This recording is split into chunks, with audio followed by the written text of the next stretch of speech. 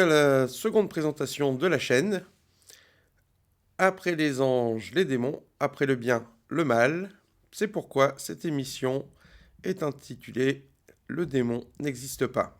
C'est une introduction à une vision kabbalistique de la contrepartie angélique que représentent les démons. Mais passons à la présentation. Donc, le démon n'existe pas.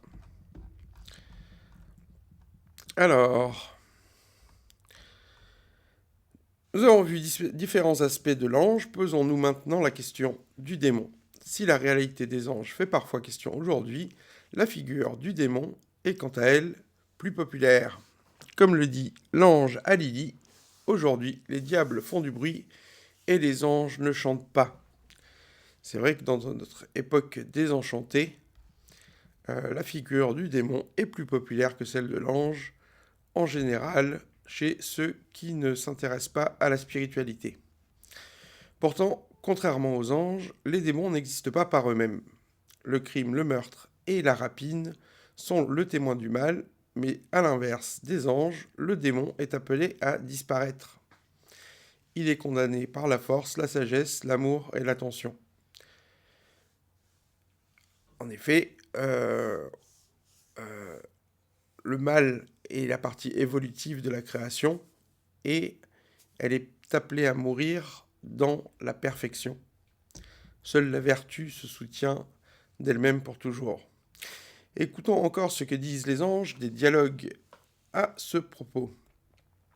Car il n'y a pas de mal, il n'y a que la tâche qui n'est pas reconnue. Son non-accomplissement te détruit. Donc c'est ici l'idée que le mal est finalement un défaut de l'attitude humaine. En vain vous fuyez le mal, il n'y a pas de mal. Éternelle question de l'homme, et personne ne le sait. En effet, derrière ce qu'on appelle le mal sont tous les facteurs qui nous poussent à évoluer finalement. C'est certainement un mystère. Les deux amants sont issus de lui, lui qui fait naître éternellement. À la place de la lumière sans corps et du corps sans lumière, le nouveau, les deux amants unis, le verbe devient chair et la matière devient lumière. Il y a donc l'idée que rien n'est à refuser dans la création. Tout est issu de Dieu et nous devons finir par accepter notre condition totalement pour résoudre le problème qu'on appelle le mal. Et encore, la création entière n'est faite que de lumière. Il n'y a ni matière ni esprit, seulement différents degrés de vibration d'une seule et unique lumière. La lumière vient d'un seul point, la source divine. Elle jaillit avec une intensité inimaginable, passant par des vibrations les plus ténues à des fréquences de plus en plus denses. La plus dense de toutes, nous l'appelons pierre. Ça rejoint ici une vision hermétique qui dit que tout est esprit et que finalement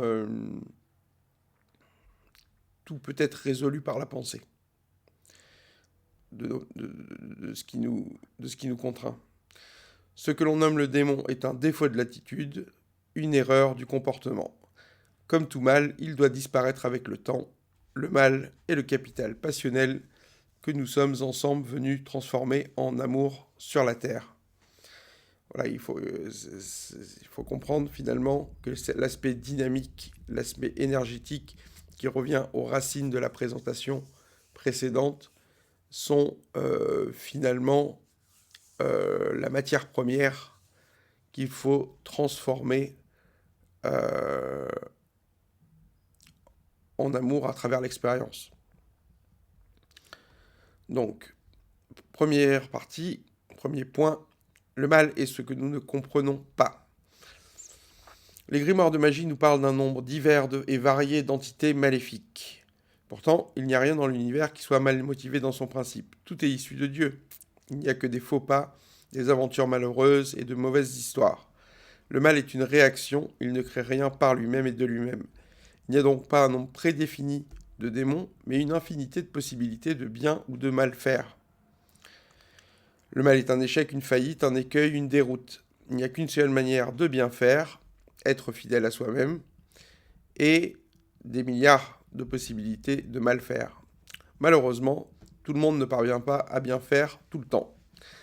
Certains, dans l'histoire, se sont illustrés dans le mal. Ils sont devenus des exemples négatifs de l'humanité.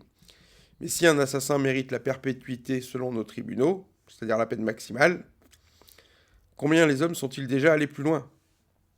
Pensons à Hitler. Combien de personnes peuvent-elles lui reprocher leur décès?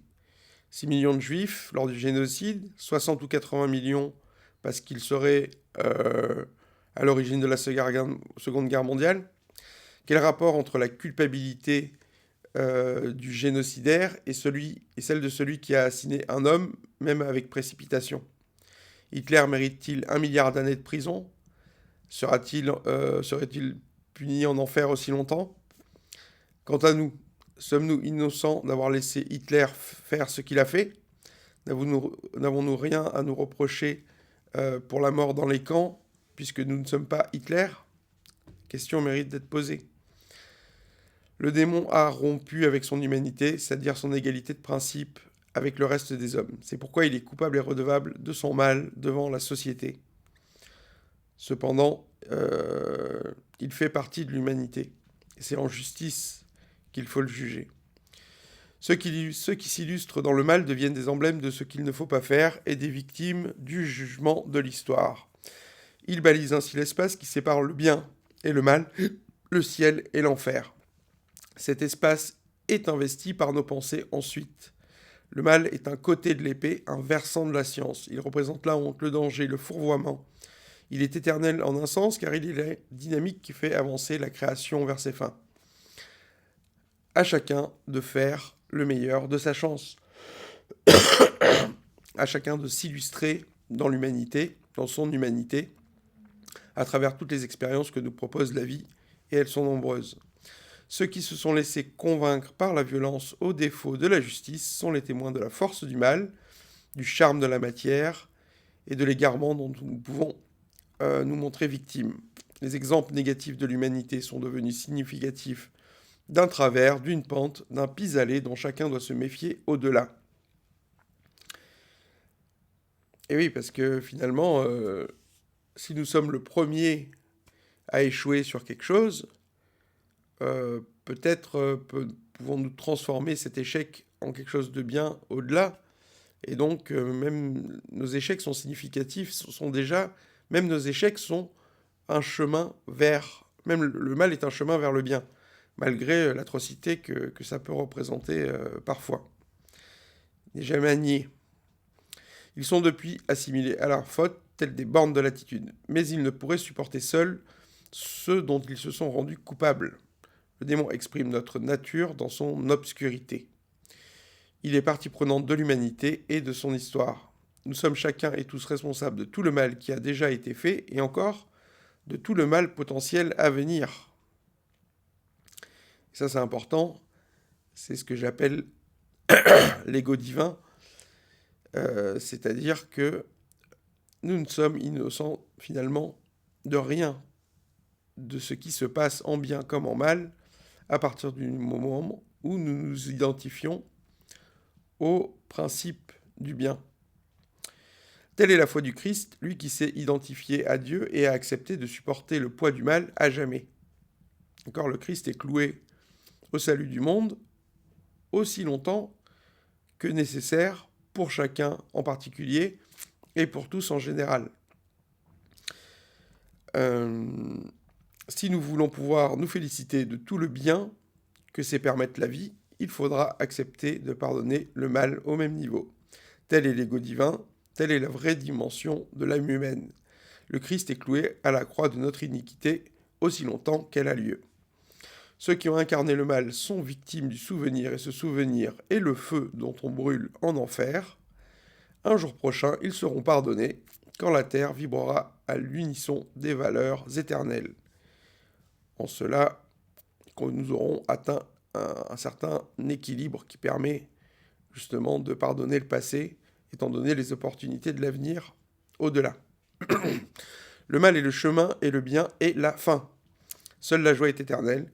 La souffrance a une fin, car nous sommes issus de l'amour, et le but de toute conscience, bonne ou mauvaise, est de rejoindre et de retrouver cet amour. Donc il n'y a que des faux pas et des dévoiements. Il n'y a donc de mal que ce que nous sommes incapables de comprendre ou d'accomplir. Deuxième point, le démon n'existe pas. Le démon maudit le mal et tel est son rôle au sein de la création. Il est l'acteur de la vengeance divine, tel que nous le dit la Bible. Le monde ne se supporterait pas lui-même dans la simple malédiction du mal. En effet, tu es un tueur, fais de nous un nouvel assassin. Ainsi, nous dit-on qu'un ange est fait de pardon, et sans miséricorde, la création ne se supposerait pas elle-même. En effet, Dieu est censé être un tout cohérent par lui-même, il n'a pas besoin de l'autre pour exister, et s'il fait acte de création, c'est pour permettre quelque chose, et non pas parce qu'il y est obligé. Donc, le monde est issu d'une grâce, et la grâce doit finir par dominer la force, même si la justice est capitale dans ce qui nous oblige ici-bas. Les enfers crient justice, et la justice est le fondement de notre humanité, car elle fait de nous des êtres égaux selon la loi. Elle doit finir par triompher entre les hommes, mais nous ne saurons jamais revenir en arrière. Le mal qui a été fait est fait à jamais. Ainsi, la justice veut prévenir le mal à venir plus que punir le mal passé. C'est ça, le problème du mal, c'est sa pérennité. Si un meurtrier tue des gens et tue des gens et tue des gens, il faut l'arrêter. Pourtant, à partir du moment où il est en prison, on sait pouvoir lui pardonner éventuellement. Ainsi, le mal doit finir par disparaître quand l'erreur dans le jugement aura suffisamment reculé dans les consciences. En attendant, il nous faut souffrir le mal aussi longtemps qu'il aura lieu. Le mal est négatif 2 fois, une fois pour la victime malheureuse et une autre fois pour celui qui le commet et se retranche ainsi à une partie de son humanité. On comprend que finalement, le bien mérite de s'imposer parce qu'il est plus heureux. Et c'est ce en quoi il faut avoir foi, j'imagine. Par simple économie, le mal doit reculer jusqu'au moment où les conditions de nos vies nous permettront d'être heureux sans trahir le commandement de la morale. C'est en quoi le démon n'existe pas, c'est-à-dire qu'il est l'expression d'une vertu dévoyée, il est comme le diabolène, quelque chose de lancé de travers, mais qui ne veut pas pérenniser son erreur, tout autant que nous sommes capables de défendre la justice et le droit entre nous. Dans la vision kabbalistique, les démons sont la contrepartie infernale d'un principe éternel. Ils sont le miroir inversé du bienfait de la raison. Aussi longtemps refuserons-nous la voie de la sagesse, aussi longtemps illustrerons-nous le maléfice du mal. Quand enfin les enfers seront vidés de leur vie, quand l'injustice aura suffisamment prouvé qu'elle est une voie malheureuse, nous aurons déjà atteint le but promis de notre entreprise commune. Jusque-là, il faudra croître en intelligence de soi-même, des autres et de la vie. L'erreur serait de croire que la vertu est faiblesse ou que la violence est force. Dans ce cas-là, nous remettons en cause l'ordre du monde et il faudra que la vie nous démontre ce en quoi nous avions tort. Alors nous serons devenus un contre-exemple, comme d'autres, une partie du tout et non plus le tout lui-même. Telle est la tâche de l'esprit que de prouver que le bien est bien et que le mal est mal. Donc, le démon a un rôle dans la création qui est d'éviter que l'injustice se multiplie et se pérennise. Mais à partir du moment où la vertu est intégrée comme un principe en soi, c'est-à-dire à partir du moment où on comprend que finalement nuire à l'autre, c'est déjà se nuire à soi, alors le mal ne devient plus nécessaire. De même que, par exemple, les forces de police ou de justice sont des forces qui sont censées nous empêcher de nuire, à partir du moment où chacun aurait conscience à partir du moment où chacun estimerait qu'il ne lui est pas nécessaire de nuire pour être heureux, même les forces de police et de justice ne seraient plus nécessaires. Ainsi n'y aura-t-il bientôt plus de mal, car l'erreur n'est jamais nécessaire, même pour le méchant. Tel est notre propos commun, le propos de la société que d'y parvenir un jour à terme. Conclusion, le démon n'existe pas car il est l'erreur qui mérite de disparaître. Il y aura toujours le bien d'un côté et le mal en face, car telle est la dynamique qui nous permet d'avancer. Il y aura toujours la force et la faiblesse en balance dans nos jugements, mais un jour, l'humanité cessera de croire que le vol, le meurtre et la rapine sont des voies qui permettent le bonheur, et non seulement des pis-aller. Les démons sont des ombres de la conscience, et toutes elles doivent disparaître un jour. Voilà pour cette seconde présentation. J'espère qu'elle vous a plu. Nous aurons l'occasion d'en débattre jeudi prochain, si vous êtes là, au live sur Twitch. D'ici là, je vous souhaite le meilleur et je vous dis à bientôt.